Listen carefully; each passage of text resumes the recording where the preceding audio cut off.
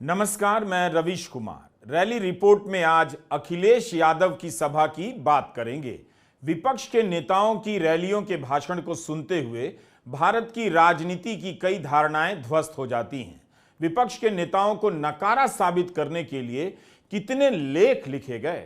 कहा गया कि उन्हें जनता से संवाद करना नहीं आता, रिश्ता बनाना नहीं आता।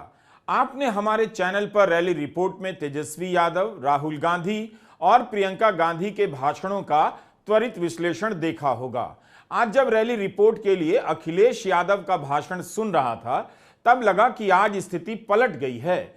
विपक्ष के किसी नेता के मुकाबले प्रधानमंत्री नरेंद्र मोदी का भाषण कहीं नहीं टिक रहा है।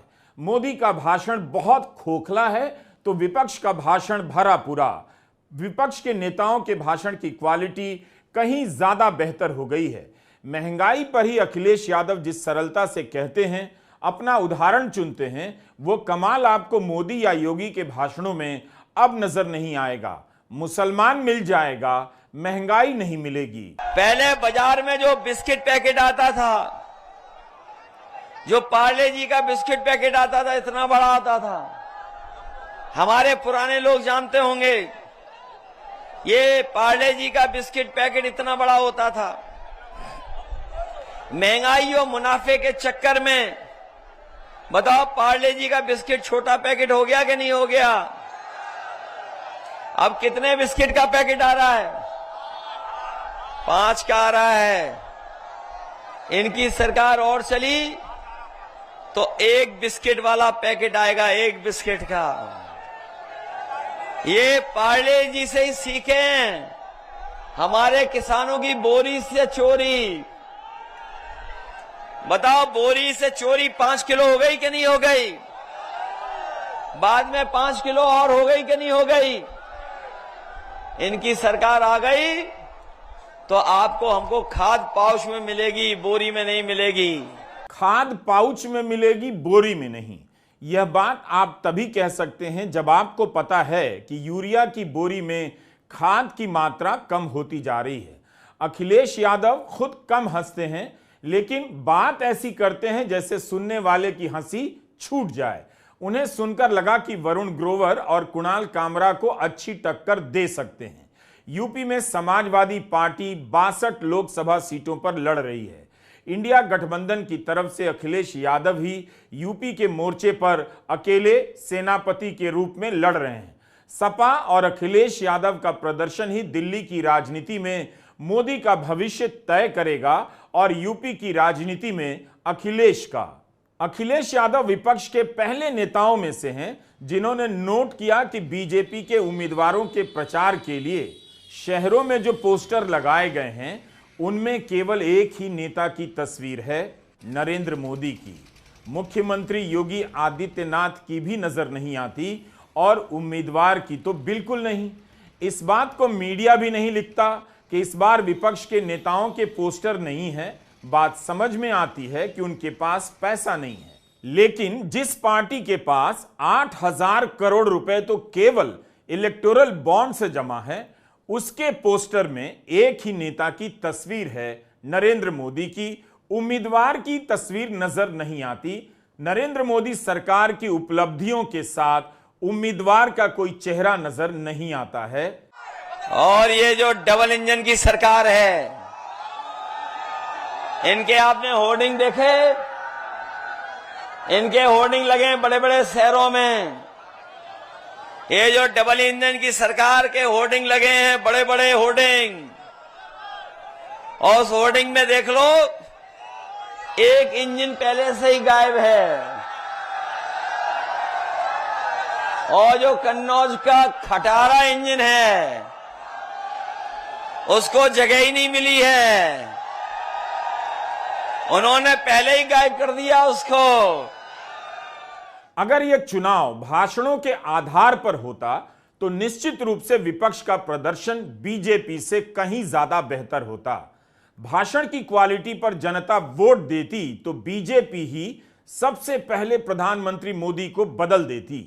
यह बात किसी तल्खी में नहीं कह रहा, आप खुद भी उनके भाषणों को ध्यान से सुनिए।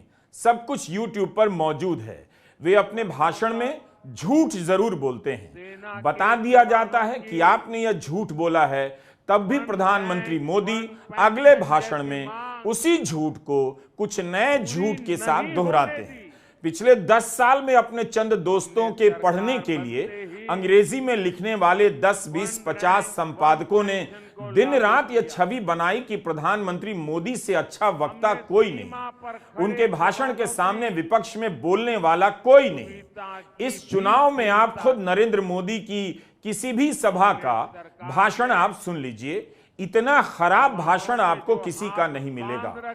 झूठ और नफरत की बात छोड़ दीजिए, भाषा के हिसाब से भी प्रधानमंत्री मोदी का भाषण बेहद खराब होता है। जब उनके भाषण में जोश होता था, ये कर देंगे वो कर देंगे के दावे होते थे, तब उनके भाषण की खूब तारीफ होती थी और संपादक लेख लिखते थे। लेकिन अब जब उनका भाषण खराब होने लगा है, किसी में हिम्मत नहीं है कि फिर से अपने दोस्तों के पढ़ने के लिए अंग्रेजी में कोई लेख लिख दें कि नरेंद्र मोदी के भाषण में वो बात नहीं रही, विपक्ष के नेता शानदार भाषण दे रहे हैं।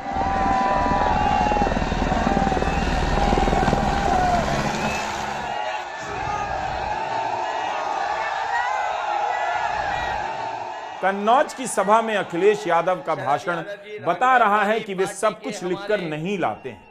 मंच पर उनका कार्यकर्ता या नेता पर्ची पकड़ा जाता है, अखिलेश देख भी लेते हैं और वही अपने भाषण में शामिल कर लेते हैं।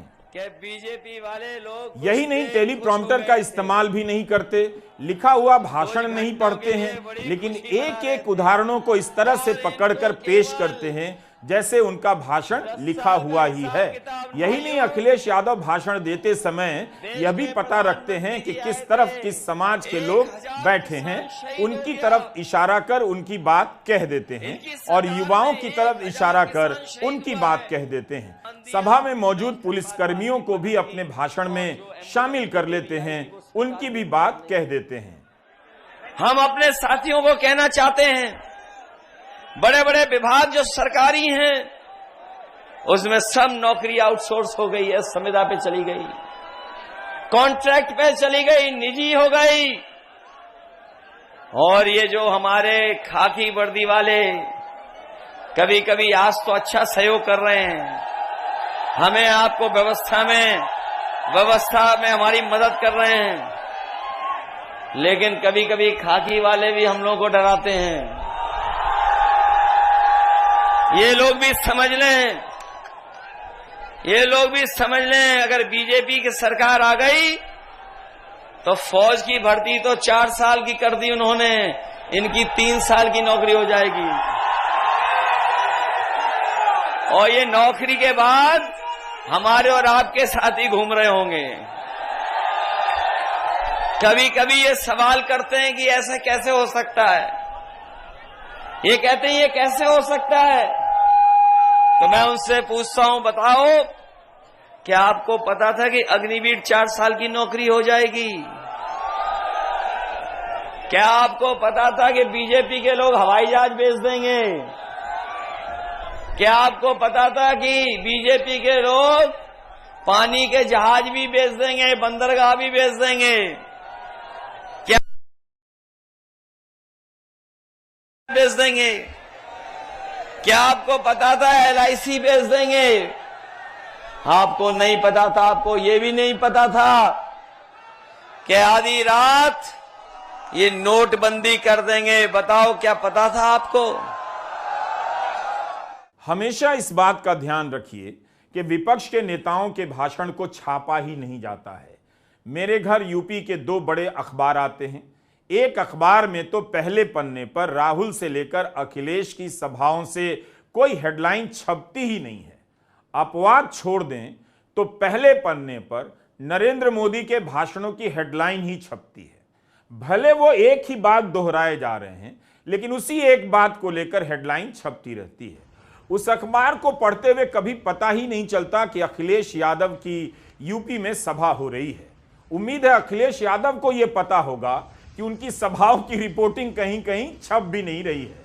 हमने कई बार पब्लिक में लिखा है कि विपक्ष के नेताओं को हर सभा में हिंदी का एक 3rd क्लास अखबार लेकर जनता को दिखाना चाहिए कि किस तरह विपक्ष की जनता की खबर गायब कर दी जाती है। प्रधानमंत्री की एक ही बात को लेकर हर दिन हेडलाइन बनाई जाती है और उसमें भी जो झूठ बोलते हैं, कभी नहीं बताया जाता कि प्रधानमंत्री ने इतना बड़ा झूठ बोला। विपक्ष के नेताओं को बाकायदा अखबार लेकर रैली में आई जनता को बताना चाहिए कि इस अखबार में चुनाव की 20 खबरें छपी हैं, विपक्ष की 2 भी नहीं छपी हैं। अखिलेश यादव के बारे में बीजेपी कह रही थी कि कन्नौज से लड़ने का साहस नहीं जुटा पाएंगे। यही बात राहुल के बारे में कह रही थी, लेकिन राहुल गांधी ने रायबरेली की सीट चुन ली और अखिलेश यादव ने कन्नौज की। बीजेपी वाले लोग कुछ देर खुश हो गए थे, कुछ घंटों के लिए बड़ी खुशी मना रहे थे, कुछ ही घंटे खुशी मना पाए हैं। बताओ उनका हाल कैसा है अब?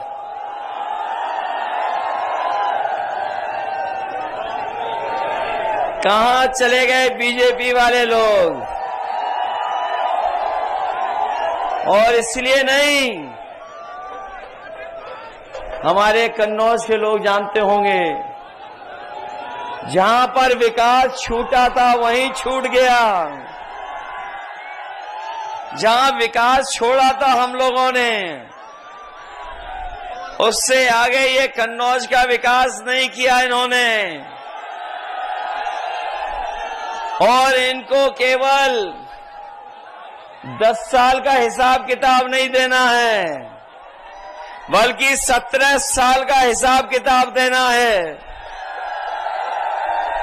दिल्ली के 10 साल और लखनऊ के सरकार के 7 साल। बताओ 17 साल का हिसाब देना है कि नहीं देना है इन्हें? और 17 साल में हमारे किसानों के साथ धोखा किया। किसान भाइयों, देश के प्रधानमंत्री जी आए थे, कन्नौज में कई बार आए और कह के गए थे कि हम किसानों की आय दोगुनी कर देंगे। बताओ गुरसाईगंज में आए थे, तिरवा में आए थे। बताओ हमारे किसान भाइयों, किसी की पैदावार का लाभ, क्या उनकी आय दोगुनी हो गई आज? कन्नौज की सभा में अखिलेश यादव विस्तार से कृषि कानूनों की बात करते हैं, जोर देकर याद दिलाते हैं कि 1000 किसान शहीद हुए, उनके खिलाफ मुकदमे हुए, किसान आंदोलन को रोकने के लिए बीजेपी ने कीलें लगवाई, ट्रैक्टर में कोई डीजल नहीं भरवा सकता था। मोदी दौर की जिन बातों को गोदी मीडिया भुला देना चाहता है, अखिलेश यादव एक एक डिटेल के साथ याद दिलाते हैं और तब अपना वादा बताते हैं कि इंडिया गठबंधन की सरकार न्यूनतम समर्थन मूल्य की गारंटी देगी। लेकिन विपक्ष के इन सवालों को लेकर किस हिंदी या अंग्रेजी अखबार में हेडलाइन बनते आपने देखा है? बीजेपी विपक्ष को हराना चाहती है, यह स्वाभाविक है क्योंकि उसका प्रतिद्वंदी है, लेकिन गोदी मीडिया इस लोकतंत्र से विपक्ष को गायब कर रहा है, यह बेहद खतरनाक है। हिंदी अखबारों में आप कवरेज देखेंगे तो लगेगा ही नहीं कि यह चुनाव बराबरी के मैदान पर हो रहा है। अखबारों को पढ़कर लगता है कि यह अखबार नहीं है, बूथ में वोटर के जाने के पहले वोटर की सोच को लूटने वाले गिरोह हैं। इंग्लैंड की अदालत में कोविशील्ड बनाने वाली कंपनी एस्ट्राजेनेका ने कह दिया कि जिसने भी टीके लगाए हैं, दुर्लभ मामलों में खून का थक्का जम सकता है, जिससे ब्रेन स्ट्रोक हो जाएगा और हार्ट अटैक हो सकता है। इस खबर को भी हिंदी के अखबारों ने 1-2 दिन छापकर गायब कर दिया, लेकिन अखिलेश तरीके से इसे राजनीतिक मुद्दा बना रहे हैं। तथ्य की गलतियां भी हैं। कह रहे हैं कि कोर्ट का फैसला हो गया है, यूके कोर्ट कहते हैं। अखिलेश को यह भी समझना चाहिए कि उत्तर प्रदेश की आम जनता ब्रिटेन या इंग्लैंड ज्यादा समझ सकती है, यूके नहीं। यही नहीं, अखिलेश को यह भी ध्यान रखना चाहिए कि कोर्ट में अभी फैसला नहीं हुआ है।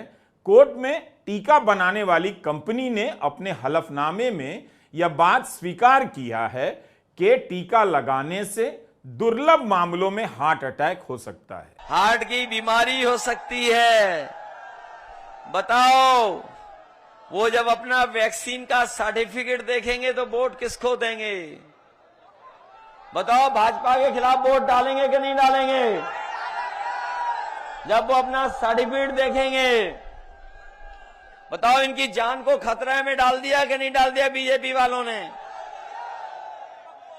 और जब सर्टिफिकेट देखेंगे वैक्सीन का तो वोट भारतीय जनता पार्टी के खिलाफ डालेंगे, ये हम जानते हैं। वैक्सीन हमने नहीं लगवाई, हमारे जैसे और भी साथी होंगे, हैं कुछ साथी जिन्होंने वैक्सीन नहीं लगवाई, लेकिन बीजेपी ने वैक्सीन वालों से भी पैसे वसूल लिए। अखिलेश यादव इस बार कन्नौज से लोकसभा चुनाव लड़ रहे हैं। 2020 में करहल से पहली बार विधानसभा का चुनाव लड़े और जीत गए। इस समय यूपी विधानसभा में विपक्ष के नेता हैं। उस समय आजमगढ़ से सांसद थे। विधानसभा जीतने के बाद आजमगढ़ की सीट छोड़ दी। जब अखिलेश यादव यूपी विधानसभा का चुनाव लड़ रहे थे तब उनके खिलाफ प्रचार शुरू हुआ कि गंभीर नहीं है, चुनाव हार कर दिल्ली चले जाएंगे। तब अखिलेश ने विधानसभा का चुनाव लड़ा।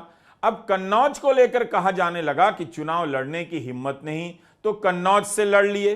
बीजेपी को सुनाते तो हैं, लेकिन लगता है अखिलेश बीजेपी की सुनते भी हैं। राहुल गांधी ने अमेठी अमेठी करने पर बीजेपी की नहीं सुनी, रायबरेली की सीट चुन ली।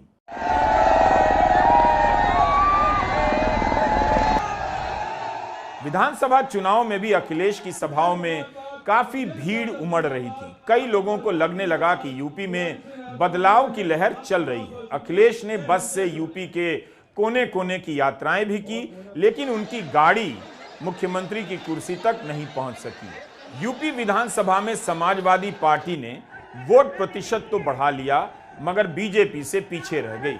समाजवादी पार्टी का गठन 1992 में हुआ, तब से सपा यूपी में कभी 30% वोट नहीं ला सकी थी। 2020 के चुनाव में उसका वोट प्रतिशत 32 से ज्यादा हो गया। सहयोगी के साथ मिला दीजिए तो 2017 की तुलना में 8% का उछाल आया था। यह समाजवादी पार्टी का सबसे शानदार प्रदर्शन बताया जाता है। लेकिन उस चुनाव के एक सहयोगी जयंत चौधरी और उनकी पार्टी इस समय बीजेपी के साथ चली गई है। 2020 के चुनाव में समाजवादी पार्टी बीजेपी से काफी पीछे छूट गई।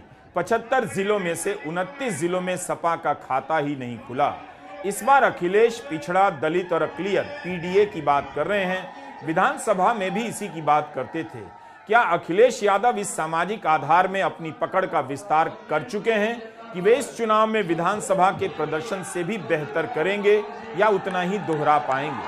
अगर बीजेपी की सीटें कम कर पाते हैं तो मोदी को चैलेंज करने वाले नेताओं में अखिलेश का नाम काफी आगे हो सकता है, क्योंकि वे पूरे गठबंधन में 62 सीटों पर लड़ने वाले दूसरे बड़े नेता हैं। कांग्रेस 300 से अधिक सीटों पर चुनाव लड़ रही है। अखिलेश यादव अपनी सभाओं में यूपी की परीक्षाओं में पेपर लीक के मसले को खूब उठाते हैं। इस मुद्दे पर काफी समय देते हैं। क्या उन्हें उम्मीद है कि धर्म के नशे में डूबा आज का नौजवान बेरोजगारी और महंगाई की बातें सुनकर तार्किक हो जाएगा और रोजगार के सवाल पर वोट देगा? वह मंदिर पर वोट देगा या परीक्षा लीक के सवाल पर? पेपर लीक की समस्या तो 2020 में भी थी, लेकिन अखिलेश को सत्ता नहीं मिली। मगर विधानसभा में 100 से ज्यादा सीटें अखिलेश यादव ले आए थे। इस बार वे एक नया हिसाब समझा रहे हैं। अगर यह हिसाब सही है तो फिर बीजेपी को चिंता करनी चाहिए, और अगर नहीं है तो चुनाव के बाद अखिलेश यादव को चिंता करनी होगी। अगर हम कुल मिला के जिनके परीक्षा कैंसिल हो गई, जिनका पेपर लीक हो गया, वो ऐसे 60 नौजवान हैं, 60 लाख। अगर 60 लाख नौजवानों का और उनके मां बाप को जोड़ लें तो एक परिवार में 3 लोग नाराज हैं। तो अगर हम 60 लाख का गुणा 3 में कर दें तो 1,80,00,000 हुए, और यही 1,80,00,000 का अगर हम भाग दे देंगे 80 लोकसभाओं से, तो बताओ इनका 2,25,000 वोट कम हो गया कि नहीं हो गया? हो गया 2,25,000 कम वोट। तो बताओ बीजेपी बचेगी कैसे इस बार? क्या बचेगी बीजेपी इस बार? और इस बार तो हमारे क्षत्रिय भाइयों ने,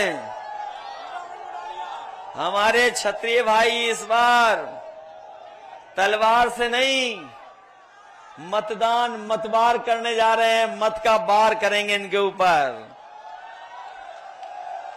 जो लोग कभी अपनी तलवार से वार करते थे, इस बार मतदान से वार करेंगे। मतवार होने जा रहा है। बताओ मतवार होगा इनके खिलाफ कि नहीं होगा? अखिलेश यादव और प्रियंका गांधी के भाषण की शैली में एक समानता नजर आई। दोनों अपने वोटर को खूब समझाते हैं। शैली समान है, लेकिन कंटेंट में थोड़ा अंतर है। प्रियंका गांधी धर्म की राजनीति पर भी खुलकर बात करती हैं। वोटर से कहती हैं कि धर्म के नशे में आपने इस राजनीति का क्या कर डाला है। समझाते अखिलेश भी हैं, लेकिन कन्नौज की सभा में राम मंदिर का जिक्र नजर नहीं आया। बीजेपी जिन बातों को लेकर, जिन धार्मिक मुद्दों को लेकर उन्हें टारगेट करती है, उस पर अखिलेश का जवाब नजर नहीं आया। अखिलेश यादव पूरी तरह से अपने भाषण को मुद्दों के आसपास रखते हैं। इन्हें सुनते हुए आप नहीं कह सकते कि विपक्ष के नेता मुद्दों को नहीं समझते या नहीं उठाते। वोट मिलना नहीं मिलना यह सब अलग बात है, लेकिन इस बार के विपक्ष ने मुद्दों को हजार तरह से जनता के बीच स्थापित करने का काम तो किया है। उन मुद्दों को भी जिन्हें हिंदी के थर्ड क्लास अखबार और गोदी चैनल दिन रात छिपाने में लगे रहते हैं। अखिलेश यादव पूरी सरलता से बता रहे हैं कि जो मुफ्त अनाज मिल रहा है वो 400 का है, लेकिन लोगों पर तरह तरह के टैक्स से, महंगाई से, जनता की जेब से हजारों करोड़ रुपए निकाल भी लिए जा रहे हैं। और हम आपको कहना चाहते हैं, जब चुनाव था तो राशन में रिफाइंड तेल दे रहे थे। आज बताओ राशन में क्या मिल रहा है? क्या मिल रहा है राशन में? ये बाजरा क्या ज्यादा पौष्टिक होता है क्या? बताओ क्या राशन में मिल रहा है? 400 रुपए का राशन, और महंगाई से आपसे हजारों करोड़ रुपए वसूल लिए। आप घर जाके हिसाब किताब लगाना। 400 रुपए का राशन देके महंगाई करके बताओ हजारों रुपए ये वसूल रहे हैं कि नहीं वसूल रहे हैं? कितने अखबारों में आपने इसकी रिपोर्ट देखी है कि उत्तर प्रदेश में राशन में बाजरा दिया जा रहा है, गेहूं नहीं। कम से कम इसकी ही रिपोर्टिंग हो जाती कि यह सही है या नहीं। अखिलेश यादव जब सभा में बाजरे की बात करते हैं तो लोग भी बाजरे की बात पर हां में हां मिलाते हैं। मीडिया का काम था सरकार के दावों की जांच करना, सवाल करना। मीडिया ने यह काम बंद कर दिया। इस समय विपक्ष हर तरह से कमजोर है। मुकदमों का डर दिखाकर उसके बड़े नेता और कार्यकर्ता गायब कर दिए गए हैं, बीजेपी में मिला लिए गए हैं। पैसा नहीं है विपक्ष के पास। बीजेपी 8,000 करोड़ के चंदे वाली पार्टी है। उसके सामने यह कमजोर विपक्ष अपने भाषणों के सहारे मजबूती से लड़ता हुआ नजर आ रहा है। बताओ इलेक्टोरल बॉन्ड से इनकी पोल खुल गई कि नहीं खुल गई? कोई चंदा देता है तो थोड़ा बहुत देता है।